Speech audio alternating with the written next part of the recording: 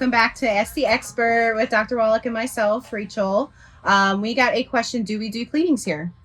We do. We absolutely do. In fact, I am a general dentist. I happen to do more Invisalign than any other single dentist, single office in North America. So clearly I know what I'm doing with Invisalign. I have a ton of experience, but I'm also a general dentist, and we do fillings, crowns, things like that. Now, if you're doing Invisalign with us, you are not required to do any of that. Stay with your dentist if you're happy with your dentist. We're thrilled for you to do that.